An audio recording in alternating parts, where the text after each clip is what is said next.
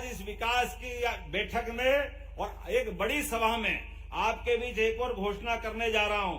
हमारे यहाँ पर माननीय प्रधानमंत्री के द्वारा सेना की भर्ती को लेकर के बड़े पैमाने पे अग्निवीर योजना प्रारंभ की गई। उस अग्निवीर योजना के माध्यम से हमारे अपने देश की सेना को एक तरह से युवा बना दिया गया। काल के प्रवाह में बहुत सारे प्रकार के षड्यंत्रों के आधार पर आप अंदाज लगा लो, आप कभी कल्पना कर सकते हो क्या, इतना बड़ा 142 करोड़ आबादी का देश और इस देश की सेना की जो हमारी, क्योंकि उसमें हमारा अकेले बस की बात नहीं है, संयुक्त राष्ट्र संघ और बहुत सारे नियमों के आधार पर हमको संख्या लिमिटेड रखना है।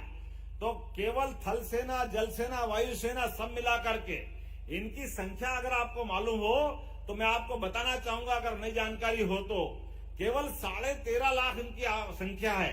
लेकिन 13.5 लाख सेना हमारी सभी प्रकार की दुनिया की चुनौतियां, कोई दुश्मन देश आ जाए सबको ठिकाने लगाने की हिम्मत रखती है।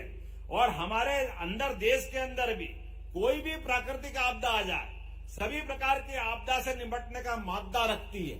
लेकिन इस सेना को जवान बनाए रखने के लिए, सेना में नया खून लाने के लिए माननीय मोदी जी ने एक अग्निवीर योजना लागू की।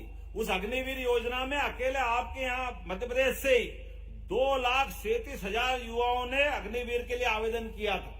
लेकिन अग्निवीर योजना के आवेदन करने के आधार पर उनकी प्रशिक्षण की जरूरत भी है, क्योंकि हमको मालूम है कि हमारे यहाँ आज के समय में ये गणित के, फिजिक्स के, केमिस्ट्री के कई विषयों को लेकर के और सामान्य विषय को हमारे बच्चे अगर ट्रेनिंग नहीं पाता है पहले से तो सबकी भर्ती नहीं हो पाती। तो हमने आज ही ये नई योजना लॉन्च की है।